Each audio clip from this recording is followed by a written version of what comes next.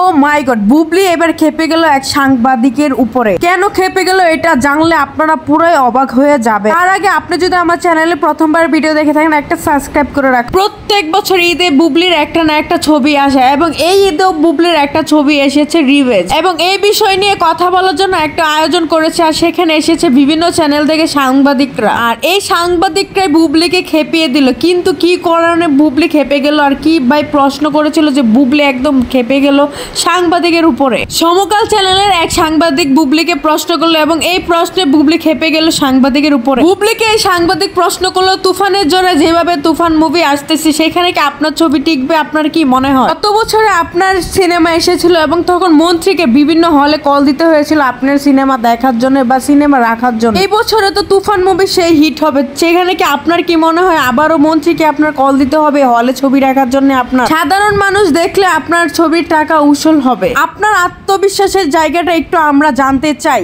তো বড় একটা প্রশ্ন করলো বুবলিকে এই সাংবাদিক, এবং তারপরে বুবলি খেপে গেল এই সাংবাদিকের উপরে। এখনই বুবলি বলেন, আপনি কে প্রশ্নটা করেছেন? আপনাকে একটু দেখতে চাই, আপনি একটু সামনে আসেন, এইদিকে আসেন। এবং তখনই ওই সাংবাদিক বললো, আমি আহসানা হাবিব কালবেলা থেকে এসেছি। বুবলি ওই লোকটাকে বলছে যে আপনি সামনে আসেন, তো ওই লোকটি বলতেছে যে না না আমি এখানে আছি, আপনি প্রশ্ন করেন উত্তর দেন, আপনাকে কেউ দেখতে পারছেন, আপনি সামনে আসেন। আর আপনি যে এত বড় একটা কথা বললেন এটার কোনো প্রমাণ আছে আপনার কাছে? ভিত্তিক আছে কোনো? এটা তো একটা ভিত্তিহীন কথা বললেন আপনি আমার ব্যাপারে। এখন বুবলি বলেন, আপনি যে এত বড় কথা বলেন আপনার কাছে কোনো প্রমাণ আছে? আমি যে কল দিতে বলেছি আপনাদের কাছে এটার কোনো রেকর্ড আছে? আপনি এখনই প্রমাণ দেখ। তখনই সাংবাদিক বলে, কালবেলা কখনো কোনো মিথ্যা নিউজ ছড়ায় না, যা বলে প্রমাণ রেখেই বলে। বুবলি তখন বলে, কোথায় কল দেওয়া হয়েছে? আপনার কাছে কোনো প্রমাণ আছে? প্রমাণ দেখেন এক্ষুনি। তখনই কালবেলার ওই ছেলেটা বলে যে আমার কাছে প্রমাণ আছে কিন্তু এখন নাই।